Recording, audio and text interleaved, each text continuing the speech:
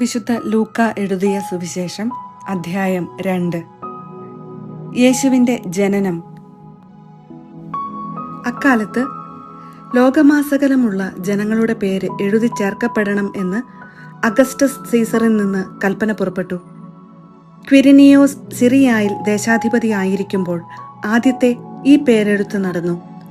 പേരെഴുതിക്കാനായി ഓരോരുത്തരും താന്താങ്ങളുടെ നഗരത്തിലേക്ക് പോയി. ജോസഫ് ദാവീദിന്റെ കുടുംബത്തിലും വംശത്തിലും പെട്ടവനായിരുന്നതിനാൽ പേരെഴുതിക്കാനായി ഗലീലിയിലെ പട്ടണമായ നസറത്തിൽ നിന്ന് യൂദയായിൽ ദാവീദിന്റെ പട്ടണമായ ബെത്ലഹേമിലേക്ക് ഗർഭിണിയായ ഭാര്യ മറിയത്തോടുകൂടെ പോയി. അവിടെയായിരിക്കുമ്പോൾ അവൾക്ക് പ്രസവ സമയമെടുത്തു. അവൾ തന്റെ കടിഞ്ഞൂൽ പുത്രനെ പ്രസവിച്ചു. അവനെ പിള്ളക്കച്ച കൊണ്ട് പൊതിഞ്ഞ് പുൽത്തൊട്ടിയിൽ കിടത്തി. കാരണം സത്രത്തിൽ അവർക്ക് സ്ഥലം ലഭിച്ചില്ല. ആട്ടിടയന്മാർക്ക് ലഭിച്ച സന്ദേശം. ആ പ്രദേശത്തെ വയലുകളിൽ ആടുകളെ രാത്രി കാത്തുകൊണ്ടിരുന്ന ഇടയന്മാർ ഉണ്ടായിരുന്നു. കർത്താവിന്റെ ദൂതൻ അവരുടെ അടുത്തെത്തി. കർത്താവിന്റെ മഹത്വം അവരുടെ മേൽ പ്രകാശിച്ചു. അവർ വളരെ ഭയപ്പെട്ടു. ദൂതൻ അവരോട് പറഞ്ഞു, ഭയപ്പെടേണ്ട, ഇതാ സകല ജനത്തിനും വേണ്ടിയുള്ള വലിയ സന്തോഷത്തിന്റെ സദ്വാർത്ത ഞാൻ നിങ്ങളെ അറിയിക്കുന്നു. ദാവീദിന്റെ പട്ടണത്തിൽ നിങ്ങൾക്കായി ഒരു രക്ഷകൻ, കർത്താവായ ക്രിസ്തു ഇന്ന് ജനിച്ചിരിക്കുന്നു. ഇതായിരിക്കും നിങ്ങൾക്ക് അടയാളം. പിള്ളക്കച്ച കൊണ്ട് പൊതിഞ്ഞ് പുൽത്തൊട്ടിയിൽ കിടത്തിയിരിക്കുന്ന ഒരു ശിശുവിനെ നിങ്ങൾ കാണും. പെട്ടെന്ന് സ്വർഗീയ സൈന്യത്തിന്റെ ഒരു വ്യൂഹം ആ ദൂതനോടുകൂടെ പ്രത്യക്ഷപ്പെട്ട് ദൈവത്തെ സ്തുതിച്ചുകൊണ്ട് പറഞ്ഞു, അത്യുന്നതങ്ങളിൽ ദൈവത്തിന് മഹത്വം, ഭൂമിയിൽ ദൈവകൃപ ലഭിച്ചവർക്ക് സമാധാനം. ദൂതന്മാർ അവരെ വിട്ട് സ്വർഗത്തിലേക്ക് പോയപ്പോൾ ആട്ടിടയന്മാർ പരസ്പരം പറഞ്ഞു, നമുക്ക് ബെത്ലഹേം വരെ പോകാം. കർത്താവ് നമ്മെ അറിയിച്ച ഈ സംഭവം നമുക്ക് കാണാം. അവർ അതിവേഗം പോയി മറിയത്തെയും ജോസഫിനെയും പുൽത്തൊട്ടിയിൽ കിടക്കുന്ന ശിശുവിനെയും കണ്ടു. അനന്തരം ശിശുവിനെ കുറിച്ച് തങ്ങളോട് പറയപ്പെട്ട കാര്യങ്ങൾ മറ്റുള്ളവരെ അവർ അറിയിച്ചു. അത് കേട്ടവരെല്ലാം ഇടയന്മാർ തങ്ങളോട് പറഞ്ഞ സംഗതികളെ കുറിച്ച് അത്ഭുതപ്പെട്ടു. മറിയമാകട്ടെ ഇവയെല്ലാം ഹൃദയത്തിൽ സംഗ്രഹിച്ച് ഗാഢമായി ചിന്തിച്ചുകൊണ്ടിരുന്നു. തങ്ങളോട് പറയപ്പെട്ടതുപോലെ കാണുകയും കേൾക്കുകയും ചെയ്ത സകല കാര്യങ്ങളെയും കുറിച്ച് ദൈവത്തെ മഹത്വപ്പെടുത്തുകയും സ്തുതിക്കുകയും ചെയ്തുകൊണ്ട് ആ ഇടയന്മാർ തിരിച്ചുപോയി. പരിച്ഛേദനം, സമർപ്പണം. ശിശുവിന്റെ പരിച്ഛേദനത്തിനുള്ള 8-ാം ദിവസം ആയപ്പോൾ അവൻ ഗർഭത്തിൽ ഉരുവാകുന്നതിന് മുൻപ് ദൂതൻ നിർദ്ദേശിച്ചിരുന്ന യേശു എന്ന പേര് അവന് നൽകി. മോശയുടെ നിയമമനുസരിച്ച് ശുദ്ധീകരണത്തിനുള്ള ദിവസങ്ങൾ പൂർത്തിയായപ്പോൾ അവർ അവനെ കർത്താവിന് സമർപ്പിക്കാൻ ജെറുസലേമിലേക്ക് കൊണ്ടുപോയി. കടിഞ്ഞൂൽ പുത്രന്മാരൊക്കെയും കർത്താവിന്റെ പരിശുദ്ധൻ എന്ന് വിളിക്കപ്പെടണം എന്നും ഒരു ജോഡി ചെങ്ങാലികളെയോ 2 പ്രാവിൻ കുഞ്ഞുങ്ങളെയോ ബലി അർപ്പിക്കണം എന്നും കർത്താവിന്റെ നിയമത്തിൽ പറഞ്ഞിരിക്കുന്നതനുസരിച്ചാണ് അവർ അങ്ങനെ ചെയ്തത്. ശിമയോനും അന്നായും. ജെറുസലേമിൽ ശിമയോൻ എന്നൊരുവൻ ജീവിച്ചിരുന്നു. അവൻ നീതിമാനും ദൈവഭക്തനും ഇസ്രായേലിന്റെ ആശ്വാസം പ്രതീക്ഷിച്ചിരുന്നവനും ആയിരുന്നു. പരിശുദ്ധാത്മാവ് അവന്റെ മേൽ ഉണ്ടായിരുന്നു. കർത്താവിന്റെ അഭിഷിക്തനെ കാണുന്നതുവരെ മരിക്കുകയില്ല എന്ന് പരിശുദ്ധാത്മാവ് അവന് വെളിപ്പെടുത്തിയിരുന്നു. പരിശുദ്ധാത്മാവിന്റെ പ്രേരണയാൽ അവൻ ദേവാലയത്തിലേക്ക് വന്നു. നിയമപ്രകാരമുള്ള അനുഷ്ഠാനങ്ങൾക്കായി ശിശുവായ യേശുവിനെ മാതാപിതാക്കന്മാർ ദേവാലയത്തിൽ കൊണ്ടുചെന്നു. ശിമയോൻ ശിശുവിനെ കയ്യിലെടുത്ത് ദൈവത്തെ സ്തുതിച്ചുകൊണ്ട് പറഞ്ഞു, കർത്താവേ, അവിടുത്തെ വാഗ്ദാനം അനുസരിച്ച് ഇപ്പോൾ ഈ ദാസനെ സമാധാനത്തിൽ വിട്ടയക്കണമേ. എന്തെന്നാൽ സകല ജനതകൾക്കും വേണ്ടി അങ്ങ് ഒരുക്കിയിരിക്കുന്ന രക്ഷ എന്റെ കണ്ണുകൾ കണ്ടു കഴിഞ്ഞു. അത് വിജാതീയർക്ക് വെളിപാടിന്റെ പ്രകാശവും അവിടുത്തെ ജനമായ ഇസ്രായേലിന്റെ മഹിമയും ആണ്. അവനെക്കുറിച്ച് പറയപ്പെട്ടതെല്ലാം കേട്ട് അവന്റെ പിതാവും മാതാവും അത്ഭുതപ്പെട്ടു. ശിമയോൻ അവരെ അനുഗ്രഹിച്ചുകൊണ്ട് അവന്റെ അമ്മയായ മറിയത്തോട് പറഞ്ഞു, ഇവൻ ഇസ്രായേലിൽ പലരുടെയും വീഴ്ചയ്ക്കും ഉയർച്ചയ്ക്കും കാരണമാകും. ഇവൻ വിവാദ വിഷയമായ അടയാളവുമായിരിക്കും. അങ്ങനെ അനേകരുടെ ഹൃദയ വിചാരങ്ങൾ വെളിപ്പെടും. നിന്റെ ഹൃദയത്തിലൂടെ ഒരു വാൾ തുളച്ചു കയറുകയും ചെയ്യും. ഫനുവേലിന്റെ പുത്രിയും ആഷേർ വംശജയുമായ അന്ന എന്നൊരു പ്രവാചികയും അവിടെയുണ്ടായിരുന്നു. ഇവൾ കന്യകാപ്രായം മുതൽ 7 വർഷം ഭർത്താവിനോടൊത്ത് ജീവിച്ചു. 84 വയസ്സായ ഈ വിധവ ദേവാലയം വിട്ടുപോകാതെ രാപകൽ ദൈവത്തെ സ്തുതിച്ചുകൊണ്ട് ഉപവാസത്തിലും പ്രാർത്ഥനയിലും കഴിയുകയായിരുന്നു. അവൾ അപ്പോൾ തന്നെ മുൻപോട്ട് വന്ന് ദൈവത്തെ സ്തുതിക്കുകയും ജെറുസലേമിൽ രക്ഷ പ്രതീക്ഷിച്ചു കൊണ്ടിരുന്ന എല്ലാവരോടും ശിശുവിനെ കുറിച്ച് സംസാരിക്കുകയും ചെയ്തു. കർത്താവിന്റെ നിയമപ്രകാരം എല്ലാം നിവർത്തിച്ച ശേഷം അവർ സ്വനഗരമായ ഗലീലിയിലെ നസറത്തിലേക്ക് മടങ്ങി. ശിശു വളർന്നു ജ്ഞാനം നിറഞ്ഞ് ശക്തനായി. ദൈവത്തിന്റെ കൃപ അവന്റെ മേൽ ഉണ്ടായിരുന്നു. ബാലനായ യേശു ദേവാലയത്തിൽ. യേശുവിന്റെ മാതാപിതാക്കന്മാർ ആണ്ടുതോറും പെസഹ തിരുനാളിന് ജെറുസലേമിൽ പോയിരുന്നു. അവന് 12 വയസ്സായപ്പോൾ പതിവനുസരിച്ച് അവർ തിരുനാളിന് പോയി. തിരുനാൾ കഴിഞ്ഞ് അവർ മടങ്ങിപ്പോന്നു. എന്നാൽ ബാലനായ യേശു ജെറുസലേമിൽ തങ്ങി. മാതാപിതാക്കന്മാർ അത് അറിഞ്ഞില്ല. അവൻ യാത്രാസംഘത്തിന്റെ കൂടെ കാണും എന്ന് വിചാരിച്ച് അവർ ഒരു ദിവസത്തെ വഴി പിന്നിട്ടു. ബന്ധുക്കളുടെയും പരിചയക്കാരുടെയും ഇടയിൽ അന്വേഷിച്ചിട്ട് കാണായികയാൽ യേശുവിനെ തിരക്കി അവർ ജെറുസലേമിലേക്ക് തിരിച്ചുപോയി. 3 ദിവസങ്ങൾക്കു ശേഷം അവർ അവനെ ദേവാലയത്തിൽ കണ്ടെത്തി. അവൻ ഉപാധ്യായന്മാരുടെ ഇടയിലിരുന്ന് അവർ പറയുന്നത് കേൾക്കുകയും അവരോട് ചോദ്യങ്ങൾ ചോദിക്കുകയും ചെയ്യുകയായിരുന്നു. കേട്ടവരെല്ലാം അവന്റെ ബുദ്ധിശക്തിയിലും മറുപടികളിലും അത്ഭുതപ്പെട്ടു. അവനെ കണ്ടപ്പോൾ മാതാപിതാക്കൾ വിസ്മയിച്ചു. അവന്റെ അമ്മ അവനോട് പറഞ്ഞു, മകനെ, നീ ഞങ്ങളോട് ഇങ്ങനെ ചെയ്തതെന്ത്? നിന്റെ പിതാവും ഞാനും ഉത്കണ്ഠയോടെ നിന്നെ അന്വേഷിക്കുകയായിരുന്നു. അവൻ അവരോട് ചോദിച്ചു, നിങ്ങൾ എന്തിനാണ് എന്നെ അന്വേഷിച്ചത്? ഞാൻ എൻ്റെ പിതാവിൻ്റെ കാര്യങ്ങളിൽ വ്യാപൃതനായിരിക്കേണ്ടതാണെന്ന് നിങ്ങൾ അറിയുന്നില്ലേ? അവൻ തങ്ങളോട് പറഞ്ഞതെന്തെന്ന് അവർ ഗ്രഹിച്ചില്ല. പിന്നെ അവൻ അവരോടൊപ്പം പുറപ്പെട്ട് നസറത്തിൽ വന്ന് അവർക്ക് വിധേയനായി ജീവിച്ചു.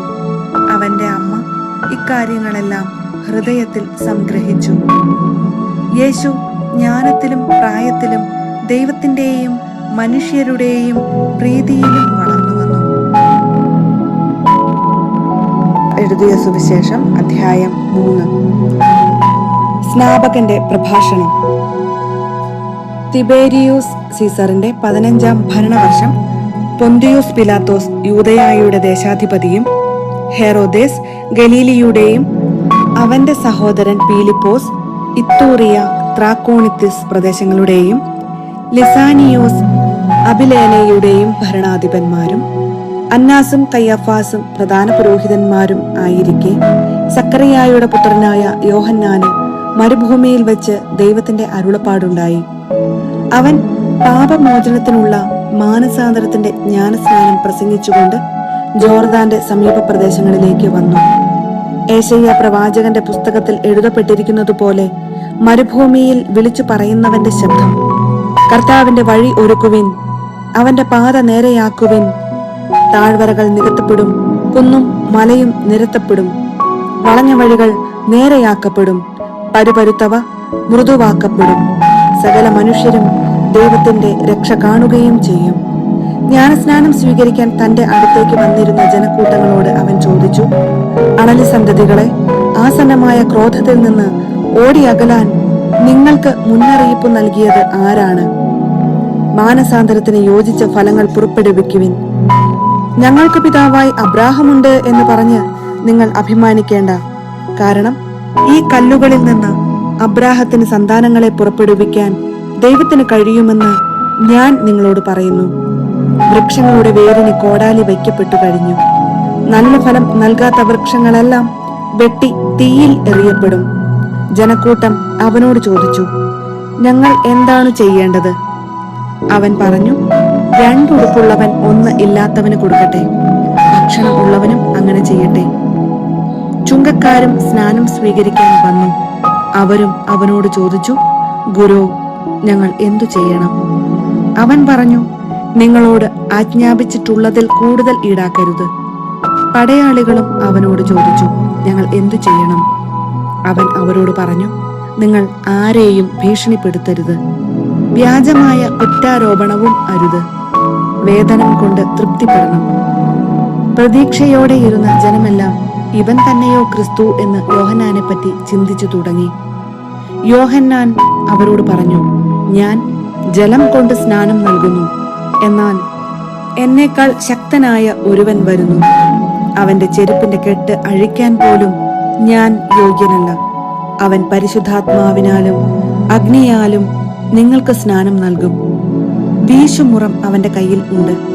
അവൻ കളം വെടിപ്പാക്കി ഗോതമ്പ് അറപ്പുരയിൽ ശേഖരിക്കുകയും പതിര് കെടാത്ത തീയിൽ ദഹിപ്പിക്കുകയും ചെയ്യും. ഇതുപോലെ മറ്റു പല ഉദ്ബോധനങ്ങളിലൂടെയും അവൻ ജനത്തെ സദ്വാർത്ത അറിയിച്ചു. യോഹന്നാൻ കാരാഗൃഹത്തിൽ. യോഹന്നാൻ ഹെരോദേസ് രാജാവിനെ അവന്റെ സഹോദര ഭാര്യയായ ഹെരോദിയ നിമിത്തവും അവൻ ചെയ്തിരുന്ന മറ്റെല്ലാ ദുഷ്കൃത്യങ്ങളുടെ പേരിലും കഠിനമായി കുറ്റപ്പെടുത്തിയിരുന്നു. തത്ഫലമായി ഹെരോദേസ് യോഹന്നാനെ കാരാഗൃഹത്തിൽ അടച്ചു. അങ്ങനെ തന്റെ തിന്മകളുടെ എണ്ണം ഒന്നുകൂടി വർദ്ധിപ്പിച്ചു. യേശുവിന്റെ ജ്ഞാനസ്നാനം. ജനം സ്നാനം സ്വീകരിച്ചു കൊണ്ടിരിക്കുമ്പോൾ യേശുവും വന്ന് സ്നാനമേറ്റു. അവൻ പ്രാർത്ഥിച്ചു കൊണ്ടിരിക്കുമ്പോൾ സ്വർഗം തുറക്കപ്പെട്ടു. പരിശുദ്ധാത്മാവ് പ്രാവിന്റെ രൂപത്തിൽ അവന്റെ മേൽ ഇറങ്ങി വന്നു. സ്വർഗത്തിൽ നിന്ന് ഒരു സ്വരവും ഉണ്ടായി, നീ എന്റെ പ്രിയപുത്രൻ, നിന്നിൽ ഞാൻ പ്രസാദിച്ചിരിക്കുന്നു. യേശുവിന്റെ വംശാവലി. പരസ്യ ജീവിതം ആരംഭിക്കുമ്പോൾ യേശുവിന് ഏകദേശം 30 വയസ്സ് പ്രായമായിരുന്നു. അവൻ ജോസഫിന്റെ മകനാണെന്ന് കരുതപ്പെട്ടിരുന്നു. ജോസഫ് ഹേലിയുടെ പുത്രനായിരുന്നു. ഹേലി മത്താത്തിന്റെയും, മത്താത്ത് ലേവിയുടെയും, ലേവി മെൽക്കിയുടെയും, മെൽക്കി യാനിയുടെയും, യാനി ജോസഫിന്റെയും പുത്രൻ. ജോസഫ് മത്താത്തിയായുടെയും, മത്താത്തിയ ആമോസിന്റെയും, ആമോസ് നാവൂമിന്റെയും, നാവൂം ഹെസ്ലിയുടെയും, ഹെസ്ലി നഗായിയുടെയും പുത്രൻ. നഗായി മാത്തിന്റെയും, മാത്ത് മത്താത്തിയായുടെയും, മത്താത്തിയ സെമയിന്റെയും, സെമയിൻ യോസേക്കിന്റെയും, യോസേക്ക് യോദായുടെയും പുത്രൻ. യോദ യോഹന്നാന്റെയും, യോഹന്നാൻ റേസായുടെയും, റേസ സെറുബാബേലിന്റെയും, സെറുബാബേൽ സലാത്തിയേലിന്റെയും, സലാത്തിയേൽ നേരിയുടെയും പുത്രൻ. നേരി മെൽക്കിയുടെയും, മെൽക്കി അദ്ദിയുടെയും, അദ്ദി കോസാമിന്റെയും, കോസാം എൽമാദാമിന്റെയും, എൽമാദാം ഏറിന്റെയും പുത്രൻ. ഏർ ജോഷുവയുടെയും, ജോഷുവ എലിയേസറിന്റെയും, എലിയേസർ യോറീമിന്റെയും, യോറീം മത്താത്തിന്റെയും, മത്താത്ത് ലേവിയുടെയും പുത്രൻ. ലേവി ശിമയോന്റെയും, ശിമയോൻ യൂദായുടെയും, യൂദ ജോസഫിന്റെയും, ജോസഫ് യോനാമിന്റെയും, യോനാം ഏലിയാക്കിമിന്റെയും പുത്രൻ. ഏലിയാക്കിം മെലയായുടെയും, മെലയ മെന്നായുടെയും, മെന്ന മത്താത്തായുടെയും, മത്താത്ത നാഥാന്റെയും, നാഥാൻ ദാവീദിന്റെയും പുത്രൻ. ദാവീദ് ജസ്സയുടെയും, ജസ്സെ ഓബദിന്റെയും, ഓബദ് ബോവാസിന്റെയും, ബോവാസ് സാലായുടെയും, സാല നഹഷോന്റെയും പുത്രൻ. നഹഷോൻ അമിനാദാബിന്റെയും, അമിനാദാബ് അദ്മിന്റെയും, അദ്മിൻ അർണിയുടെയും, അർണി ഹെസ്രോന്റെയും, ഹെസ്രോൻ പേരസിന്റെയും, പേരസ് യൂദായുടെയും പുത്രൻ. യൂദ യാക്കോബിന്റെയും, യാക്കോബ് ഇസഹാക്കിന്റെയും, ഇസഹാക്ക് അബ്രാഹത്തിന്റെയും, അബ്രാഹം തേരായുടെയും, തേര നാഹോറിന്റെയും പുത്രൻ.